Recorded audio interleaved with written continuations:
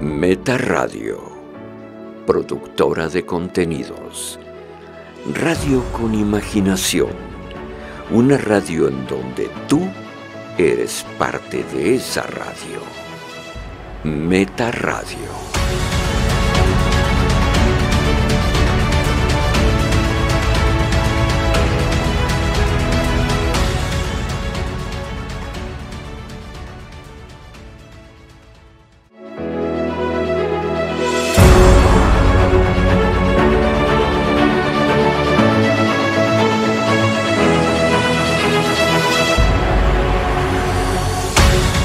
Hola, nosotros somos Verum y esto es El Rostro de la Verdad. Yo soy Israel Peña. Y yo soy Cristina Mencía.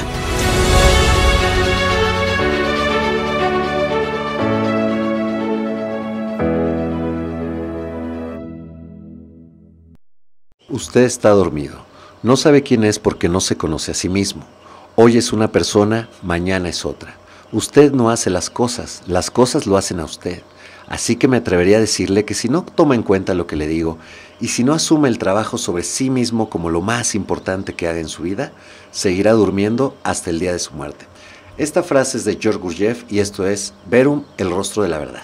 Hola, muy buenos días. Nosotros somos Verum y somos un equipo de profesionistas mexicanos que trabajamos sobre cursos y programas personalizados en el lenguaje no verbal, la comunicación asertiva. Mi nombre es Cristina Mencía y me acompaña Israel Peña. Y si deseas conocer más acerca de la comunicación no verbal, de qué significa ese 55% de lo que es la comunicación global, así es, pues acércate a nosotros. También hacemos reportes de personalidad en donde podemos determinar cuál es tu tipo de personalidad, en donde te podemos ayudar para que potencies todos esos talentos natos que tienes a través de un reporte en donde analizamos tanto pues tu fisionomía, así como un reporte grafológico y muchos otros aspectos a tomar en cuenta para ayudarte a dar ese paso adelante, a seguir con algún plan que tengas posiblemente en puerta y también pues a través de un plan de alto impacto. O simplemente también el autoconocimiento, ¿no? Si deseas saber más de ti, si deseas potenciarte como persona, pues para esto sirve el reporte fisionómico, ¿no? Un reporte de análisis, analizamos tu personalidad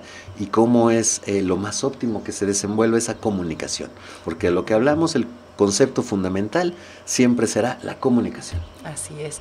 Y también pues comunicarte asertivamente a través de nuestros cursos, en donde puedes determinar también si alguna persona tiene alguna tendencia a la deshonestidad o está incómoda. Sí. ¿No? Y o también, inclusive si es peligroso también. Inclusive en seguridad personal, así es. Y también esto nos va a servir para comunicarnos mejor, no solamente con nosotros mismos y con nuestra familia, sino también nuestro equipo de trabajo. Entonces, bueno, todo esto lo pueden hacer ingresando a nuestras redes sociales, que es Verum Rostro, YouTube, Instagram y Facebook, o también nuestro sitio que es verumdesarrollointegral.com.mx.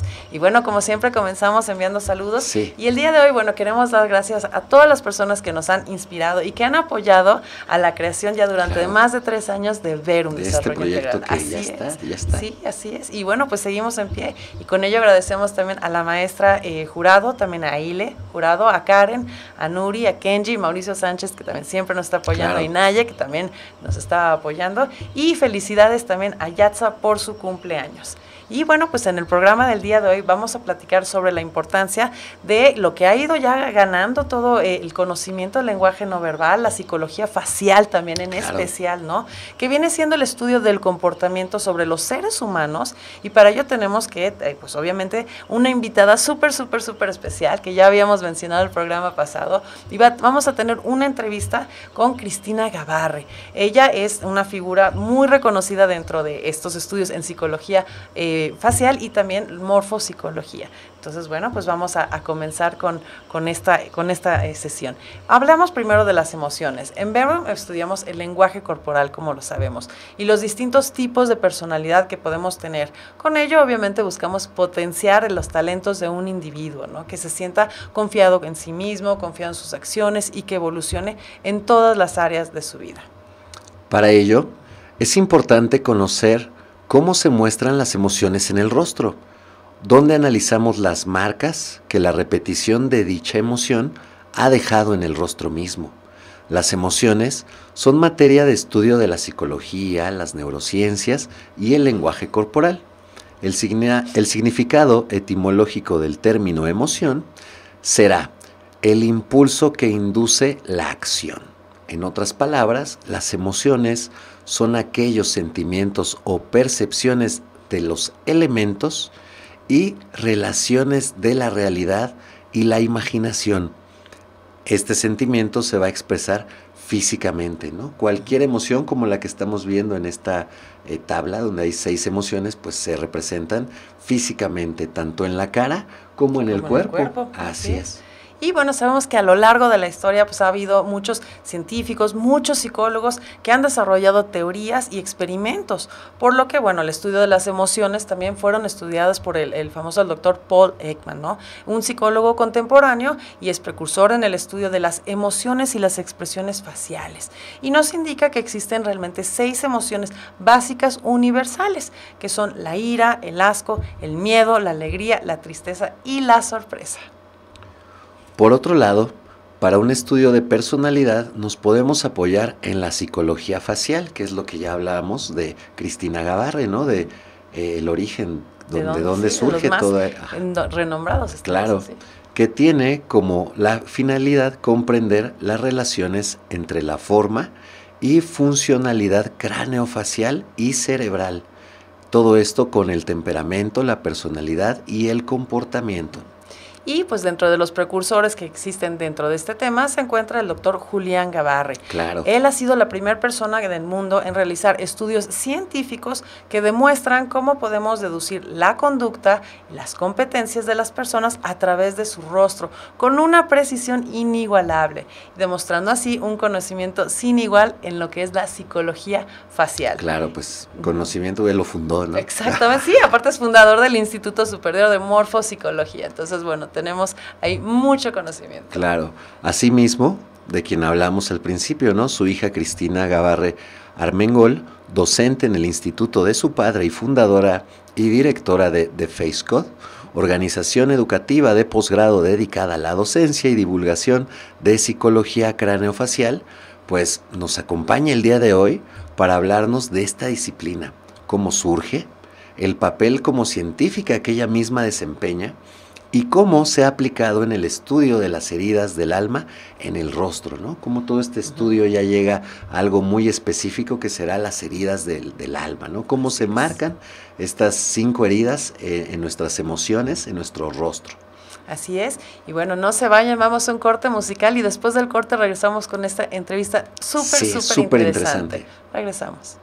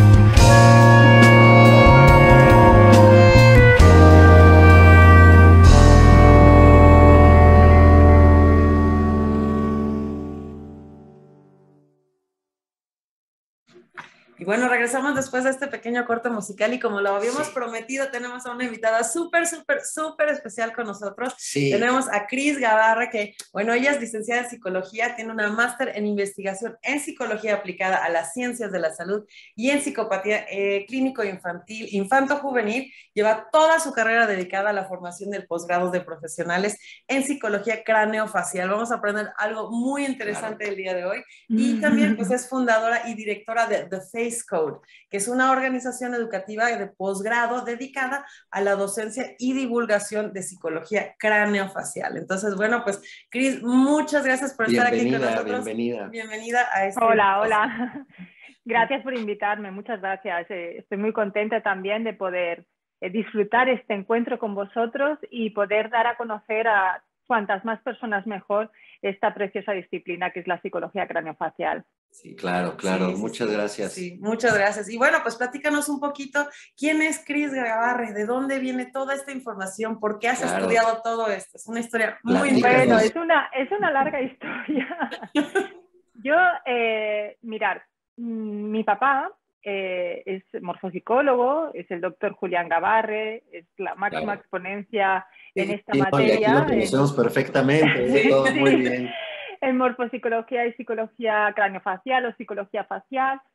Y bueno, pues yo nazco dentro de esta familia y pues voy creciendo y es lo que voy escuchando, ¿no? Mi padre pues dirigía en ese momento un conjunto de 7 hospitales y un montón de centros hospitalarios y la gran mayoría estaban dedicados a salud mental. Mi mamá también trabajaba dentro de estas organizaciones, mi hermano también estuvo trabajando un tiempo, o sea que digamos que todo lo que era tema de salud mental estaba muy dentro de mi vida diaria, ¿no? O sea, era lo que se escuchaba en casa. Pero sí, pero luego ¿qué pasó? Pues que cuando yo, no sé qué edad tendría, yo era muy pequeña, pero mi padre empezó con la morfopsicología, ¿no?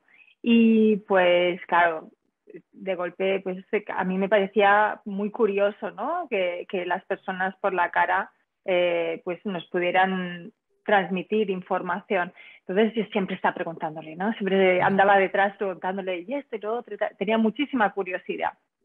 Y bueno, pasado este tiempo, bueno, yo hacía ballet y entonces yo decidí dedicarme a la danza, fui bailarina profesional, estuve trabajando en diferentes teatros de Europa y bueno, llegó un momento que dije, ya he hecho lo que quería, he llegado donde quería, he bailado tanto como quería, así que es momento de hacer otra cosa. Y ahí tuve un poco una duda, no sabía si dedicarme al diseño, porque me gusta mucho el diseño, o si me quería dedicar a continuar con lo que tenía ya dentro, ¿no? De la psicología.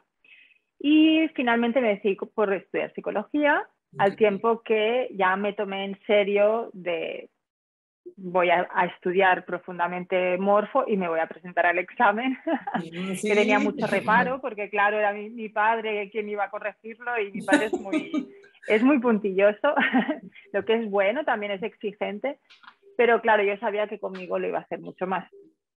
Así que nada, me costó un poquito atreverme a presentar, ya me presenté y ya seguí pues dando clases allí. Primeramente estuve como correctora de los posgrados que se hacen en España en el Instituto Superior de Morfopsicología y ya luego, posteriormente, pasé a ser profesora ayudándolo y ya al final pues siendo yo quien llevará los cursos, ¿no?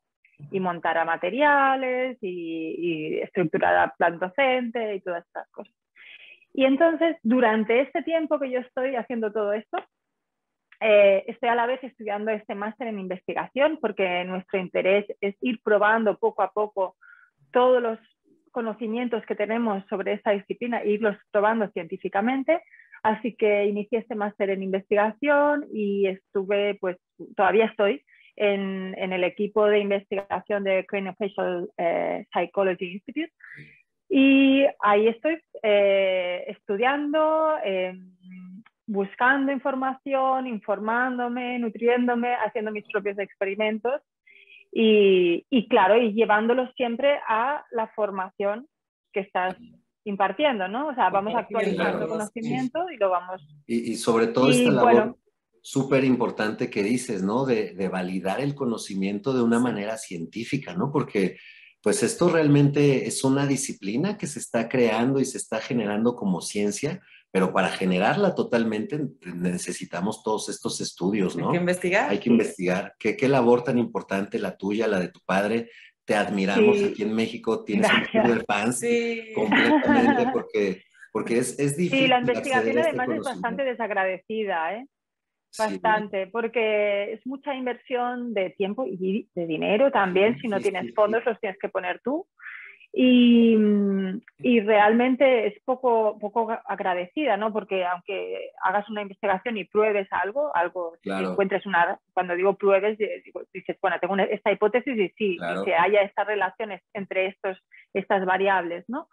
Pues claro, es una investigación y necesitas pues cientos y cientos y cientos para validar eso, solo eso, ¿no? Sí. Entonces, sé que es una carrera de larga distancia, pero bueno, vamos a ir haciendo probablemente, yo también le digo a mi padre, no creo que, él dice, yo no lo voy a ver, y digo, yo creo que tampoco, pero bueno, da igual, Claro. alguien tiene que iniciar, ¿no? Sí, sí, sí, sí, Así alguien que, tiene que hacerlo. Sí. exacto, y así que eso ha sido un poco, luego empecé el máster en psicopatología clínica infanto-juvenil porque me encantan los niños, pero también porque, mira, yo siempre pensé que la danza no me iba a servir para nada, ¿no? Era como, bueno, cuando yo acabé dije, vale, okay, cierro este capítulo, lo dejo aparte, ya no tiene nada que ver con psicología, no tiene nada que ver con lo que hago, así que no me iba a servir. Pero lo gracioso fue que yo empecé a ver los rostros en movimiento. Entonces, Claro. en estático, porque nosotros, para los que no lo sepan, estudiamos el rostro estático en posición neutra, sin Claro. expresión, o sea, una expresión neutra, con lo cual no vemos el movimiento, digamos, que, por ejemplo, utilizaría un sinergólogo, Claro. perdón, Sí, sí, o sí. es tan estático, pero el hecho de haber bailado y todo lo que aprendí allí me hizo empezar a ver los rostros en movimiento y entender cómo son los pesos, cómo funcionan los equilibrios, cómo funcionan los volúmenes, pero en movimiento, ¿no? Y Claro. eso me di cuenta que era muy, muy útil a la hora de enseñar, porque es mucho más fácil comprender. La morfopsicología es compleja. Sí, No es un bastante, estudio sí. que uno dice, venga, yo me pongo a estudiar 3 horas diarias y me lo saco y ya lo sí, aprendo y lo tengo no. integrado. Nos No, tiene inclusive que es gustar, ¿no? Ser un poco afines con ello. Sí. también, pero además no solo eso, sino que, claro, caras hay infinitas. 7 billones. Infinitas no, exacto. Pero claro, cada una es diferente, cada una el análisis es distinto, incluso de los gemelos monocigóticos, ¿no? Que esta es una pregunta que es súper recurrente. Sí. Ay, los gemelos monocigóticos, ¿qué? Que tienen comportamientos diferentes y son idénticos. Digo, ¿así? ¿Los miráis realmente y son idénticos? Esa es la primera pregunta, Ajá. porque muchas veces ya ni lo son, ¿no? Sí, Y la sí, segunda sí, sí. pregunta es que el rostro no es el resultado solamente de la genética, sino que también está influyendo la epigenética y también todos los elementos del ambiente. Claro. Así que Contextual. bueno, Externos. Sí, son que muchísimos sí, factores. Sí, sí, sí. son muchos factores. Entonces, bueno, como es un poco complejo, ¿no? Aprenderlo. Yo siempre digo que yo cuando estudiaba morfopsicología, pues tú aprendes todos los conceptos, pero hay un día que es como que el cerebro te hace clic y entonces de golpe entiendes cómo analizar el rostro, ¿no? Pero en un principio, pues cuesta, cuesta un Sí, poco. claro. Sí, sí, sí. Sí, es bastante Oye, y complejo. ahorita hablabas del término, ¿no? De morfopsicología y psicología facial. ¿Es lo mismo? Bien, mira, la morfopsicología es el término que acuñó el doctor Corman para darle nombre a la disciplina o metodología que él había diseñado. El doctor Corman fue un gran aunador de conocimientos Claro, sobre el recopilador. rostro. Los supo recopilar y los supo luego aplicar al rostro. Porque no solo aunaba conocimiento del rostro, sino que aunaba conocimiento sobre el cuerpo, ¿no? Sí, sí, Él era todo, ¿no? psiquiatra, Ok. era un médico psiquiatra francés, entonces él buscaba tener otras herramientas para poder evaluar mejor a sus pacientes, porque trabajaba en un psiquiátrico, pues evaluar mejor a sus pacientes, darles una mejor atención. Entonces él buscaba maneras como poder conocerlos, porque muchas veces pues dentro de lo que es la patología mental, pues hay patologías, Claro. pues, por ejemplo, que deciden pues no hablar, ¿no? Pues, Claro, pues sí, con sí, sí, mutismos no selectivos transmiten. o porque no puedan, o Claro, porque esa es haya una otra. discapacidad y no puedan. Entonces, pues él trataba de buscar información sobre esto. Y fue cuando aplicó la ley de Claude-Sigot al rostro y ahí, a partir de ahí, con la ley de la retracción de la expansión y retracción, pues ya empezó a desarrollar todos estos conocimientos, ¿no? Ok. Entonces, él le llamó morfopsicología.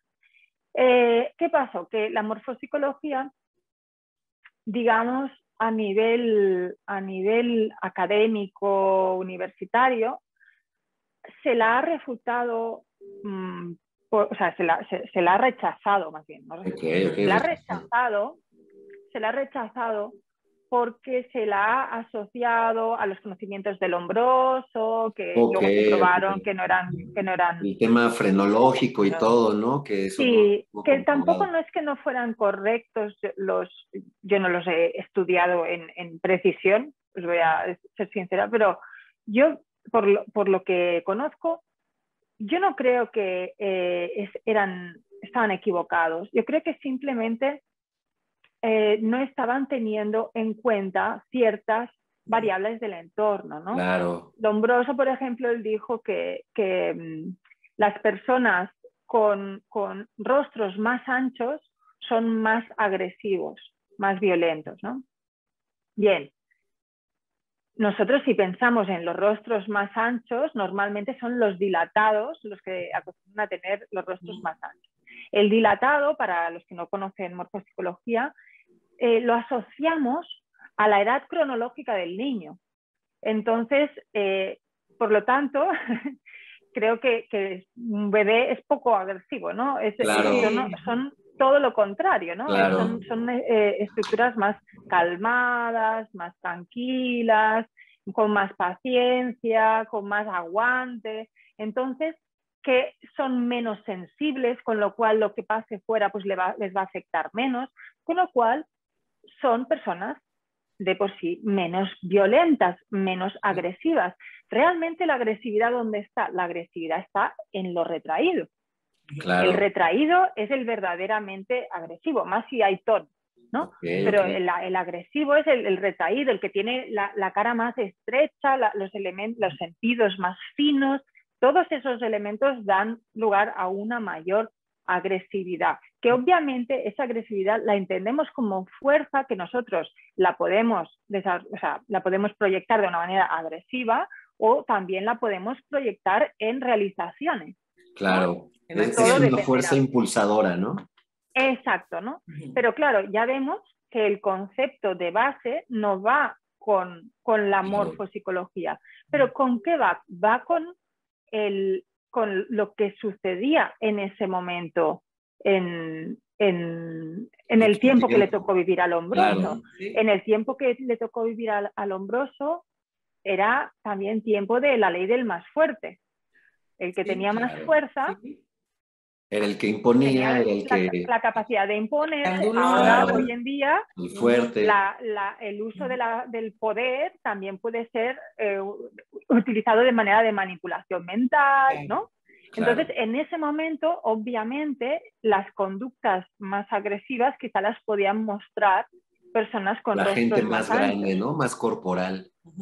Pero no tiene por qué, yo creo que quizá podría ir por ahí la asociación, pero no creo que sea realmente porque tengan un rostro más ancho. Un rostro más ancho, hay más fuerzas exteriorizantes, ¿no?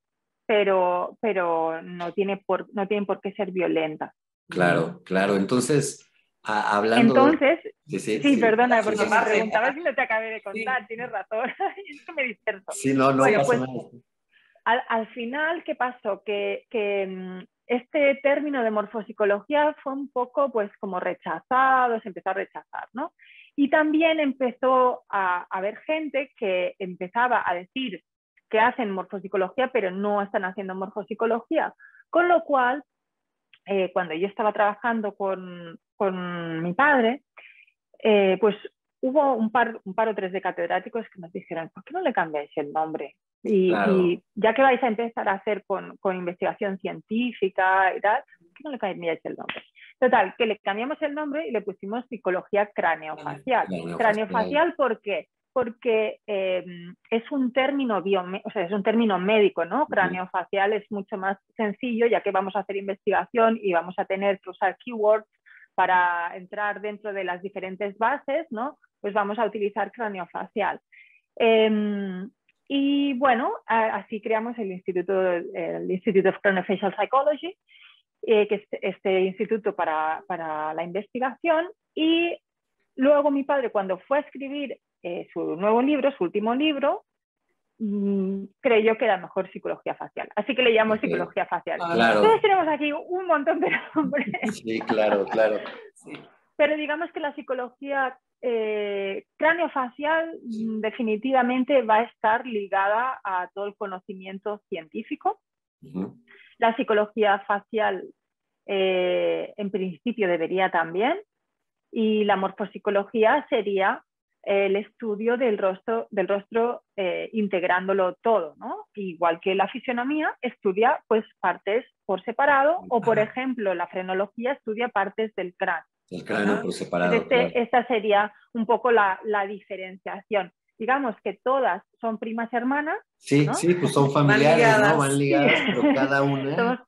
Somos de la familia, aunque cada uno toma una aproximación un poco distinta. Nuestra aproximación, ¿cómo sería? Ya desde la morfopsicología, funcionaría más como funciona el cerebro. El cerebro, si bien hay partes del cerebro que toman, digamos, una predominancia a la hora de realizar cierta función, nunca actúan por separado. Una sola zona nunca actúa por separado, siempre está interactuando con el resto del cerebro. Pues en el rostro lo hacemos así también. O sea, nunca analizamos un ojo por separado, nunca. Siempre tenemos que verlo en relación al todo. Claro, es integral, ¿no? Esto como también inclusive en fisionomía lo comentamos, ¿no? No podemos analizar aisladamente nada, porque todo se conlleva y se complementa, ¿no? Sí, y esto nos lleva a la pregunta que siempre nos han hecho, que ya nos adelantaste un poquito, ¿no? De cómo se analiza un rostro, ¿no? Que no viene siendo de esta manera. Entonces, en algunas de tus pláticas habías mencionado que pues es muy interesante, ¿no? Cómo se analiza el rostro, cómo partes tú desde tus estudios para analizar un rostro, ¿no? Que no viene siendo... Claro, sí. por pedacitos, sino integral. Sí, yo en un vídeo explicaba, en una de mis perlas, ¿no? Como les llamo. Sí, perlas de conocimiento. Así es. Sigan a Cristina Gavarre en su Instagram. Síganla. Sí, es Gavarre-Armengol. Porque, también os digo, porque muchas personas me preguntan, ¿por qué pone Gavarre-Armengol? ¿Por qué es así? ¿Y por qué tu página se llama así también? ¿no? Porque tengo una página web. Y la página web de la escuela está en construcción, la estamos remodelando, y cuando quede súper chula os avisamos a todos. Sí, pero la compartimos. De momento no la tenemos. Pues yo puse Gavarre-Armengol porque cuando firmas un paper, ¿no? de un artículo científico que te lo publican, pues tú lo tienes que firmar con tus apellidos, ¿no? Sí. Y entonces, como mi padre lo firma con Gavarre-Mir, pues yo lo firmo con Gavarre-Armengol, que es mi segundo apellido. Sí. Entonces, sí, yo ahí en esta cuenta de Instagram, pues, porque antes me preguntáis una cosa y no os lo acabo de explicar, pero me preguntáis, ¿quién es Cristina? Y a mí es que es una pregunta que me parece súper curiosa para mí, ¿eh? Claro, supongo para los demás no. Pero porque yo cuando me intento definir es que no sé. Y de hecho, en construcción. Sí, está en construcción. Estamos en construcción. El Facebook, el Instagram me costó muchísimo iniciarlo porque decía, es que vale, sí, yo hago morfo, pero es que yo no soy solo morfopsicóloga, ni solo psicóloga, ni solo, o sea, hay muchas cosas, ¿no? Entonces, yo creo que soy multipolar. Claro, Perfecto. Sí, soy multipolar. Entonces, bueno, pues esto lo que me hizo hacer fue seccionar mi Instagram por secciones, y una de las secciones son las morfoperlas, Sí. que son aquellos pequeños tips o trucos o que pues os pueden ayudar, ¿no?, a mejorar vuestro aprendizaje, ¿no? Bueno, claro, pensar, son muchos años de experiencia dando clases y viendo dónde las personas pues tienen esos pequeños bloqueos, dónde les cuesta, qué cosas repiten.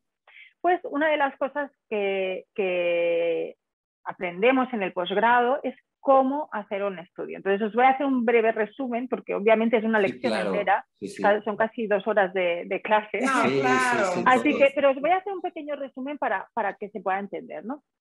Lo más importante cuando estudiamos un rostro siempre digo que es empezar de fuera hacia adentro, ¿no? Lo que acostumbra a pasar cuando uno empieza a estudiar morfopsicología es que se fija en un detalle, ¿no? Claro. Por ejemplo, ¿y qué pasa si tienes la nariz así levantada? ¿O qué pasa si tienes los ojos caídos? ¿O qué pasa si tienes un huequito aquí, claro, un hoyito en el mentón? ¿O qué pasa? Y eso es lo que, como digamos, nos llama la atención, porque obviamente nuestro equipo, nuestro cuerpo es súper sabio. Y lo que hace es seleccionar la información más relevante, ¿no? Entonces, obviamente, se fija en una parte, ¿no? Esto es lo más normal cuando uno empieza a estudiar morfopsicología. Pero es justo lo contrario de lo que una aproximación morfopsicológica haría. Nosotros siempre empezamos de lo más externo a lo más, o sea, lo más grande a lo más pequeño, ¿no? Lo más... digamos, veríamos el rostro como si fuera multidimensional. En esto quiero decir, ¿qué son las dimensiones? Pues la expansión o la retracción, claro, ¿no? Es decir, si mi marco es ancho o es estrecho. Eso es la expansión o retracción o contracción, si queréis. Luego, ¿qué tenemos? Tenemos otro eje, ¿no?, que sería el dilatado y el retraído, que muchas personas lo confunden con la expansión y con la retracción. Y es diferente. Una cosa es el tipo jalón dilatado y el retraído, y otra cosa es la expansión y la retracción. Después nos iríamos a ver el siguiente tipo jalón, que es el retraído frontal y retraído lateral. Pero voy a ir un poco para atrás, porque voy a dar un poco de información, pues imagino que habrá gente que no sabe nada de morfopsicología. Entonces, claro, empezamos por, digamos, el armazón óseo, ¿no? Para ver si este marco, que sería como el armazón óseo de nuestra cara, es ancho o es estrecho. ¿Por qué? Porque el armazón es como un contenedor de energía, ¿no? Es un contenedor, pues a más grande, más ancho, hay más cantidad de energía disponible para actuar, para expresarse. Exactamente, es exteriorizante. En cambio, si el marco es más estrecho, pues habrá menos energía disponible para hacer, como decías, actuar o para exteriorizar, pero sí que la hay para conservar. La energía está para conservar. Entonces, esto sería tanto en el marco ancho como en el marco estrecho. En el dilatado y el retraído, si bien es cierto que el dilatado también tiene un marco ancho, pero de lo que estamos hablando son de otras formas más suaves, más redondeadas, que son formas más receptivas, más de contacto, más gregarias, mientras que el retraído, ¿no?, el tipo jalón retraído, ya es otro tipo de estructura con un comportamiento y una personalidad pues más retraída, más tímida, introvertida, más independiente, más selectivo, busca más la calidad que la cantidad sería más para el tipo dilatado. Eso sería como lo primero que vamos a buscar. Después vamos al siguiente eje, que es la retracción frontal y lateral. Como os decía, la retracción lateral es la que vista de perfil tiene una visión más aerodinámica, ¿no? Más como, puede ser más como un coche más diagonal. aerodinámico. Sí, exacto. Y entonces esta tipología pues nos va a hablar más de impulso, mientras que la otra tipología, que es más chata de cara, digamos, esta sería más planificadora, está el freno más apretado, ¿no? Sí, entonces nosotros empezamos por aquí. Luego vemos, además de ver esto, vamos a ver cómo está el tono, ya sea global, en general, global y luego por zona. Luego también vamos a hablar del modelado, que también primero vamos a ver si es general o por zonas. Vamos a ver la relación marco-receptores. ¿Sí? Yo siempre empiezo por ahí. Yo siempre empiezo haciendo marco ancho o retraído y luego la pequeña cara. De lo general a lo particular, ¿no? Exacto. Y ya cuando acabamos de hacer eso, pues vamos a ver la relación entre frente y perfil, vamos a ver cómo está la cruz de Garibaldi, que es una cruz que se dibuja cuando el rostro está de perfil, con la cruz justo donde está la oreja. Luego vamos a mirar los antagonismos y el componente del otro sexo. ¿Sí? Esto es la primera parte del estudio. Aquí hacemos una especie de espina dorsal. Claro. ¿Sí? Yo es que les digo a mis alumnos, no pongáis demasiadas cosas, no seáis muy específicos ahí, a detallar la última pestaña, solo algo general. Claro. Y luego ya sí que se pasa en el estudio por zonas a ser más precisos. Pero lo importante es que si esta primera estructura de la que he hablado, la tenemos bien definida, pero sin ser muy detallada, es decir, a grandes rasgos, vamos a comprender mucho mejor la psicología que no si ponemos millones de cosas. De detalles, ¿no? Claro. Sí, que te porque puedes luego vas a perder hacer la síntesis y dices, pues, ¿dónde empieza, no? Así que ese sería mi mayor consejo a la hora de hacer un estudio. Claro que una vez tú vas automatizando todos estos procesos, o sea, yo es que no me paro a el ojo clínico, nada, ¿no? Vas optimizando. Claro, tú ya una vez yo me pongo con alguien, yo no hago ningún estudio a nadie, o sea, yo lo veo en consulta y directamente ya les hago la devolución, porque son muchos años ya de experiencia, ¿no?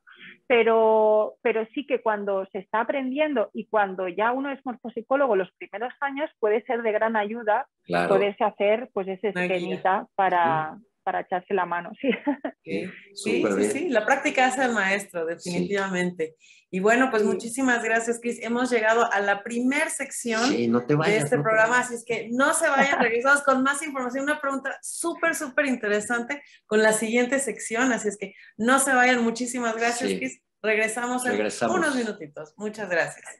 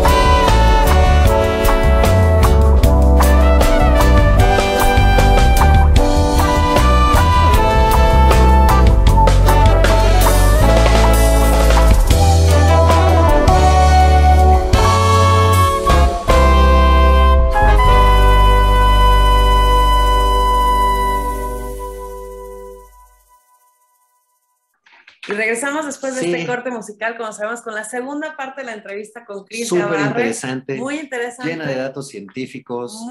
Hemos aprendido, sí, para que sepan de dónde viene, cómo utilizarla, ¿no? Sí, que no es tan sencillo, pero en verdad permitirte comunicarte con los demás, saber cómo son, genera empatía y bueno, pues todo lo que viene con ello, todo que lo que es una conlleva. Comunicación. Claro, asertiva. Y comunicación a todos los niveles, ¿no? Porque pues es familiar, puede ser en el ámbito profesional.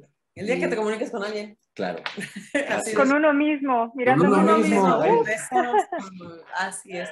Y bueno, sabemos, Cris, que el año que viene comienzas así con mucho trabajo y vas a estar impartiendo unos módulos acerca de las heridas del alma en el rostro. Entonces, pues, la pregunta viene siendo orientada a esto. ¿Cuáles son las heridas del alma en el rostro? Y en dónde podemos, obviamente, estudiar contigo. ¿Dónde encontramos toda esta información?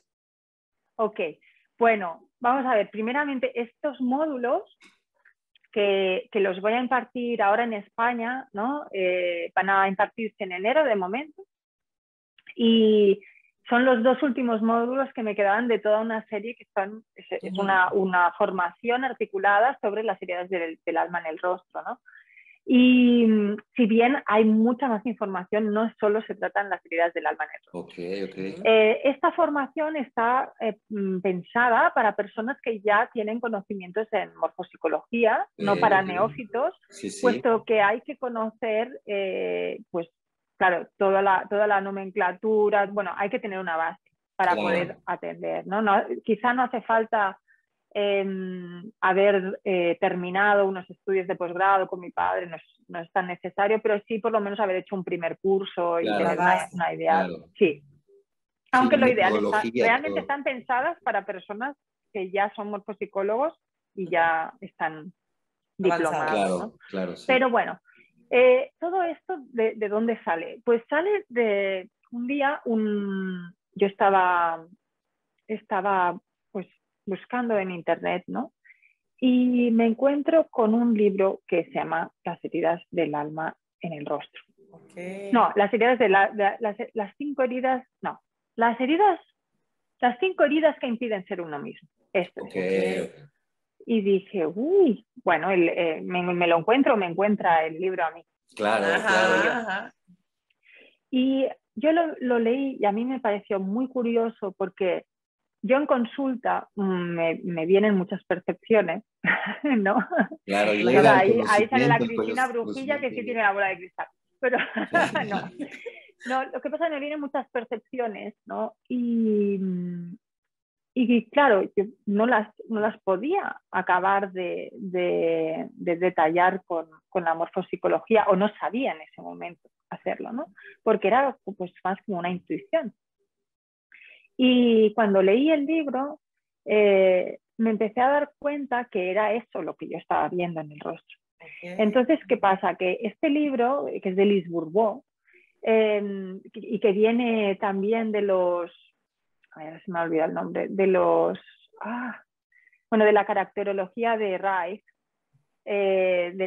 Bueno, él también estableció unas tipologías y viene un poco derivado de allá. Pues... ¿qué pasa? Que yo leo esto, pero veo que la parte del rostro que había definido del rostro no la veo que realmente se ajuste a lo que es la morfopsicología. Ahí empiezo a ver como derivas, ¿no?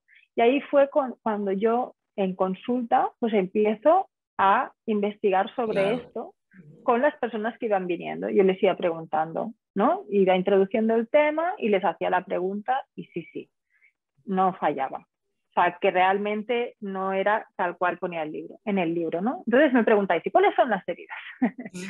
Bueno, pues Liz estableció 5 heridas. La primera es la herida de... la primera es la herida del rechazo. Y es la herida, digamos, más antigua, es la que se forma primero. Y esta herida, o quizá me gustaría mejor explicarlo de otra manera para que quede más claro. Este conocimiento viene de la línea que cree que es nuestra alma la que escoge nuestro cuerpo, la que escoge nuestra familia, la que escoge nuestro entorno, la que viene a este mundo y lo escoge a sus papás y a todo el entorno, lo escoge porque viene a sanar una herida aquí, ¿no? Entonces, los papás nos permiten generar esta herida aquí para que nosotros podamos sanarla.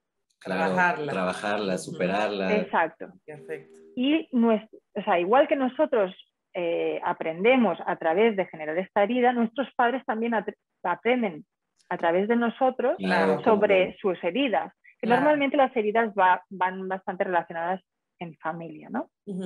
Entonces, dicho esto, ¿no? Os está diciendo, la primera herida es la del rechazo. Entonces es una herida que es muy, muy antigua, es de las primeras que se forman, ¿no? Después vendría la herida del abandono. La herida del abandono está enmascarada porque, claro, lo estoy explicando fatal, disculpadme. No, estamos entendiendo cada herida tiene lo que hacemos nosotros con esta herida. O sea, ahora imaginaros vosotros que yo soy una niña muy pequeñita y empieza mi herida del rechazo, ¿no? Empieza mi herida del rechazo y, claro, a mí me duele. Entonces, ¿qué hago yo? Pues utilizo mecanismos de defensa para que no me duela, para poderme adaptar a ese dolor. Entonces, lo que hacemos es que nos ponemos una máscara, como si nos pusiéramos una tirita encima del tajo una bandita, que está sangrando y le pones una máscara. Esa máscara, llámale ego, llámale, pero lo cubres. Esa máscara lo cubre, pero tampoco te permite trabajar y curar la herida. Claro. ¿Sí? Como que lo guarda. Con lo cual, guarda. Exactamente. Con lo cual, ¿qué pasa?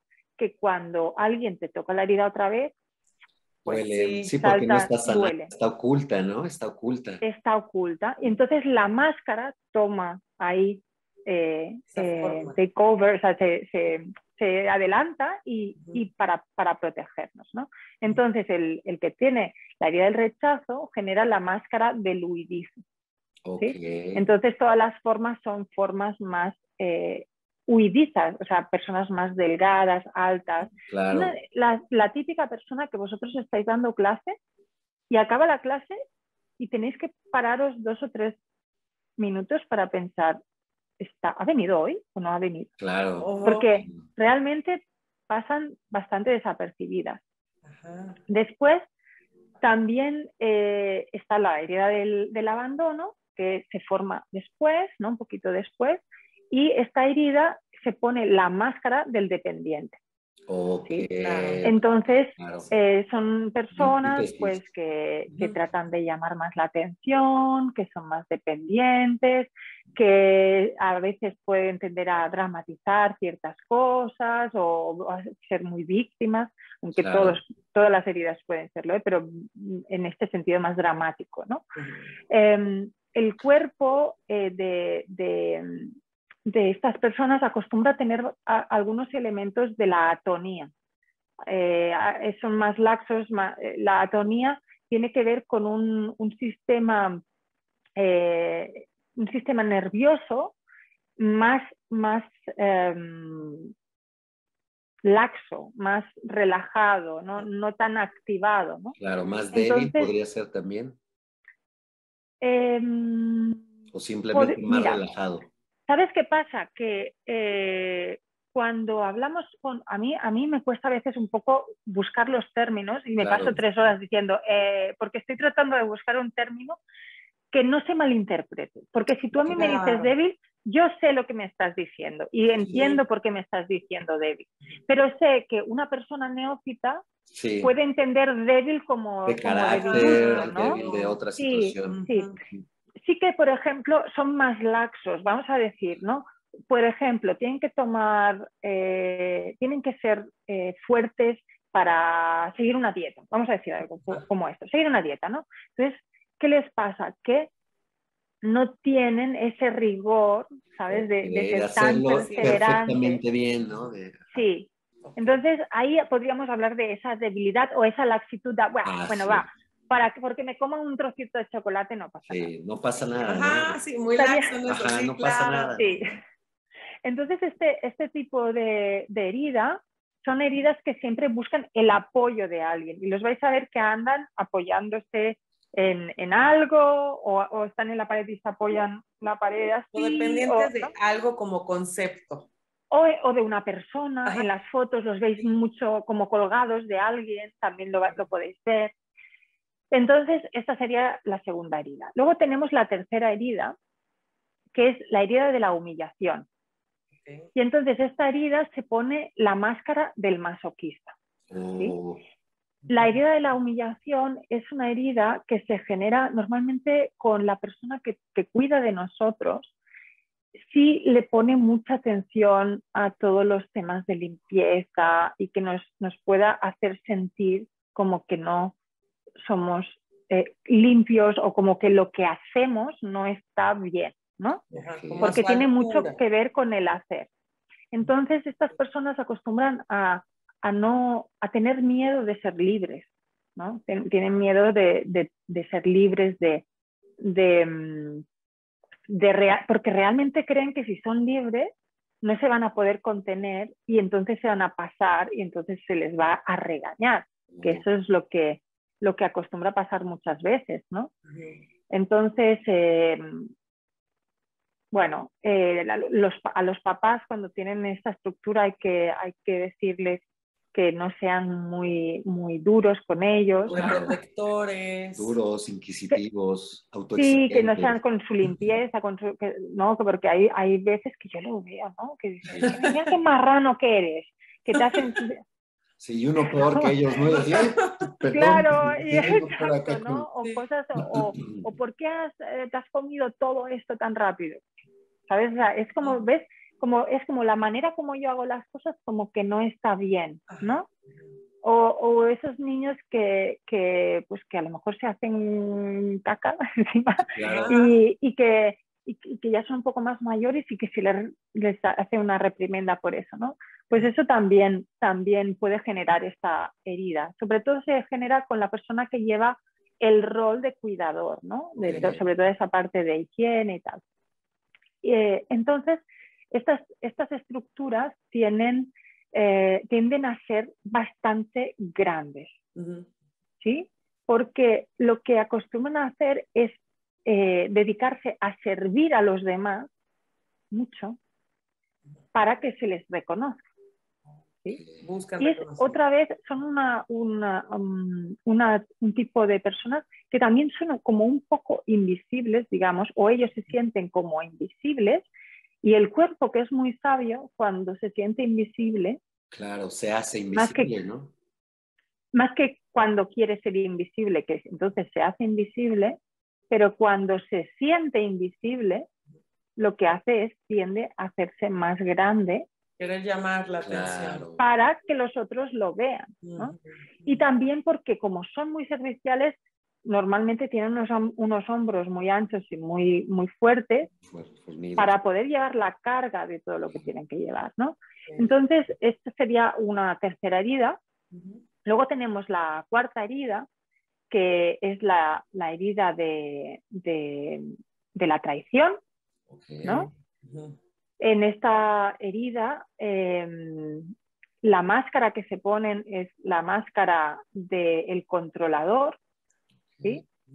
Y sería, en la tipología de Reich, estaría más relacionada con, bueno, hay una parte que está relacionada con la herida también, como la de la injusticia, pero hay otra parte que está más relacionada, o con el DSM lo podríamos relacionar con las personas que tienen comportamientos antisociales, o más bien incluso el síndrome de la psicopatía, ¿no? Que hay mucha más una capacidad de manipulación también, con mayor frialdad emocional. Claro, narcisismo extremo. Entonces es el narcisismo, sí, sería el de Reich, no del todo, porque hay un poquito también, como os digo, del otro, pero también, sí que de Reich iría por el narcisismo.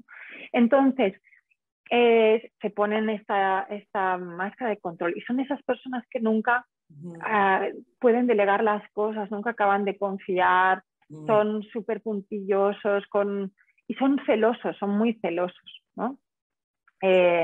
Entonces, esta sería la cuarta herida.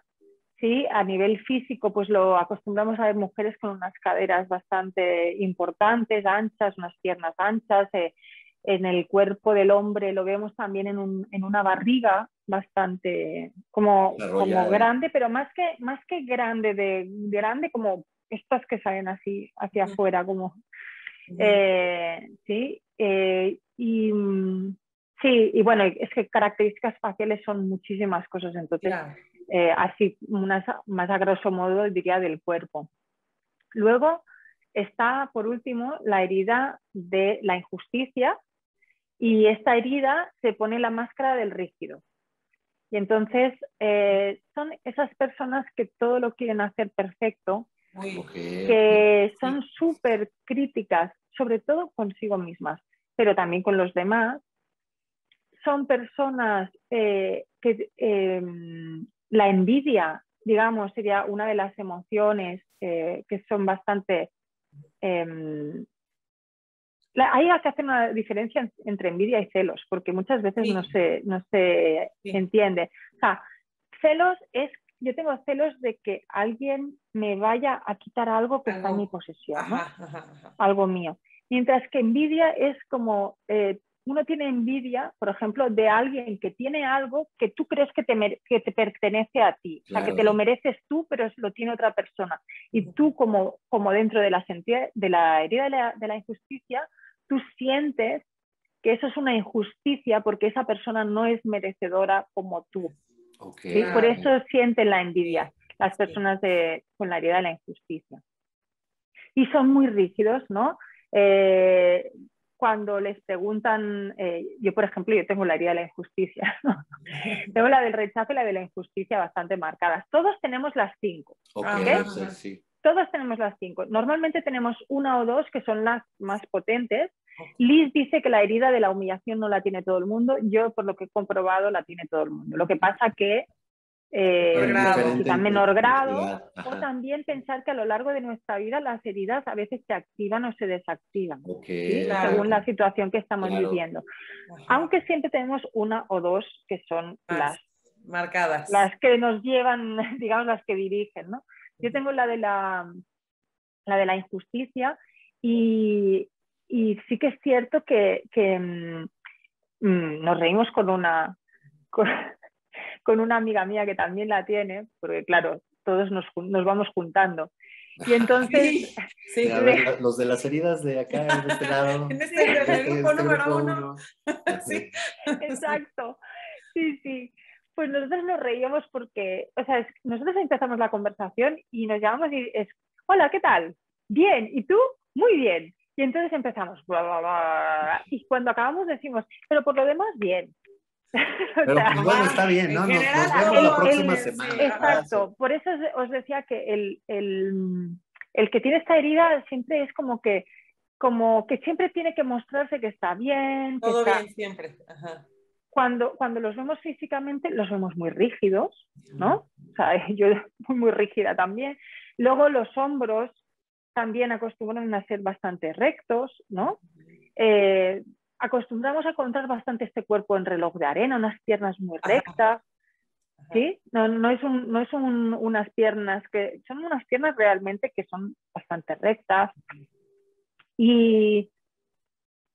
Y bueno, pues este sería lo que veríamos corporalmente, ¿no? Claro. Entonces, todo esto luego tiene su aplicación en el rostro según la morfopsicología. Y eso es el trabajo que yo he ido haciendo durante años con este tema. Entonces, esto es lo que voy a ir a enseñar. De momento, lo que pasa me lo partió toda la pandemia, pero yo fui en enero del 2020 y mi idea era ir cada 2 meses a dar esta formación mientras intercalaba a pues, poder dar clases. México, lo tengo ahí, México. Sí, aquí te esperamos. Pero sí, claro, pero también hay muchos otros países, Colombia, Brasil, que me gustaría ir a dar la formación y que a futuro pueda ir a dar también esta formación de las heridas, ¿no? Entonces, ahí estamos. Estamos pues desarrollando la empresa, viendo cómo hacemos, desarrollando también la nueva web que tendrá su campus virtual, tendrá todo. Así que, bueno, poco a poco vamos haciendo lo que podemos. Súper, sí, ¿no? Y como... Sí. A paso seguro, ¿no? Claro, a paso seguro y como decimos, con el objetivo de superar este conocimiento, de que el ser humano tenga más autoconocimiento y se sepa gestionar emocionalmente, ¿no? Porque conocer estas heridas es importante, como tú dices, a cualquier edad, ¿no? ¿Por qué? Porque se pueden detonar, a circunstancias que las detonan, y si sabemos con la experiencia qué actividades detonan mis heridas, pues mejor trabajo otras, ¿no? Súper, exactamente, lo has explicado súper bien. Porque además, fíjate que el último módulo de esta formación es el de la sanación de las heridas, ¿no? Okay. Y es un módulo que está diseñado especialmente para poder darnos herramientas tanto al que lo toma como si lo quiere aplicar luego en consulta, como tener más conocimiento de más cosas que les podemos decir a las personas que tenemos delante para ayudarlas, para asesorarlas y para que se sientan bien sobre todo y vayan como avanzando en su crecimiento personal y espiritual, ¿no? Sí, pues sí, así es. El autoconocimiento es crítico para de entrada estar nosotros bien con nosotros mismos y luego compartirlo con los demás. Así es, se va permeando, realmente es la manera en la que funciona. Y bueno, pues Cris, muchísimas gracias. Sí. Toda esta información ha sido una joyita. Tiempo que se nos fue de volada, como decimos aquí en México. Sí, ha pasado rapidísimo. Sí. Y bueno, pues obviamente te esperamos tener también pronto nuevamente con nosotros, pero antes de irnos, por favor, ¿en dónde te pueden localizar? ¿En dónde podemos comunicarnos contigo para, pues, obviamente ampliar todo este conocimiento? Bueno, de momento lo más fácil es entrar en Instagram, es gabarre-armengol, como hemos dicho antes. También tengo mi página web, que es www.gabarre-armengol.com. Aunque está muy desactualizada esta página. Yo no soy nada amiga de las tecnologías, estoy poniéndome ahí. A programar, así pensar que yo he estado toda mi vida en la sombra. Primero estaba dando clases, haciendo investigación, o sea, nunca me he puesto a hacer nada así más que ahora. Es muy nuevo para mí. Así que estoy aprendiendo de ello. Yo diría que eso sería como lo más fácil, ¿no? Para localizarme. También podéis escribir un email a info@thefacecode, todo junto, .org. Ya, si queréis, no sé si vosotros podéis poner en vuestros... os lo pasaré. Y ahí también podéis escribir para informaros de los cursos o preguntar información de lo que sea. Pero en Instagram yo lo digo porque pues yo estoy haciendo una especie de curso de morfopsicología en Instagram y hay muchas actividades, hay muchas cosas que se pueden hacer. Hay, como os decía, hoy empezamos un show de live, ¿no? de todo lo que es comunicación no verbal, como morfopsicología. Hay diferentes secciones de preguntas y respuestas, hay también actividades o ejercicios para hacer, hay bromas, hay perlas, hay palabras, hay de todo. Así que quien se quiera dar una vueltecilla por ahí, espero que poco a poco lo vaya pudiendo ordenar mejor para que sea lo más fácil posible para todos. Y bueno, y decir que soy una persona muy accesible, que no tengáis miedo en preguntar, hacer comentarios en los posts, o sea, lo que queráis, ¿no? Es un espacio seguro, es un espacio de aprendizaje. Yo siempre digo que me encanta cuando mis alumnos se equivocan porque sé que luego no se van a volver a equivocar en eso, nunca más. Entonces, no tengáis miedo a equivocaros. Aunque tengáis la herida de la injusticia como yo, no tengáis miedo. Sí, así es. Y atreveros, porque este conocimiento se va a integrar cuando lo sepamos todos. Claro. Cuando todos entendamos cómo funciona, es cuando vamos a conseguir que pues, este conocimiento sea entendido, aceptado, se pueda invertir para investigar más, para ayudar más, se ha integrado en las universidades. O sea, que Realmente ese es mi gran interés, es que esto se conozca, que sepan el valor tan increíble que aporta, que no es la panacea, pero que sí que puede ayudar muchísimo a cualquier profesional, te dediques a lo que te dediques, mientras estés en contacto con personas, te va a ser útil, ya sea que estés gestionando un equipo, ya sea que seas psicólogo, psiquiatra o neurocientífico, ya sea que seas vendedor y necesites conocer más las necesidades de tu cliente para poder venderle algo que realmente necesite.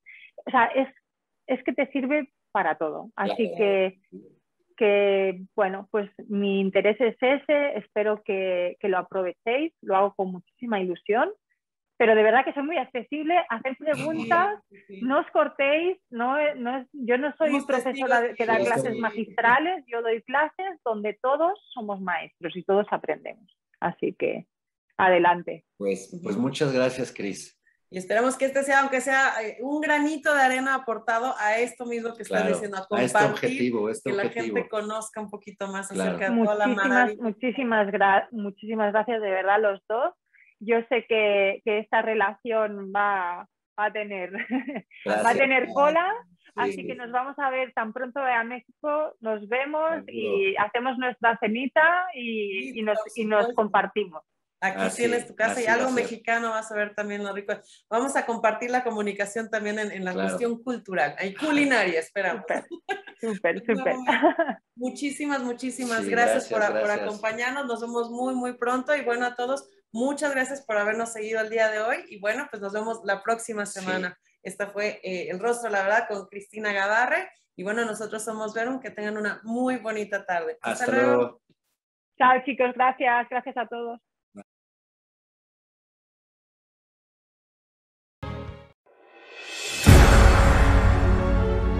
Meta Radio, productora de contenidos.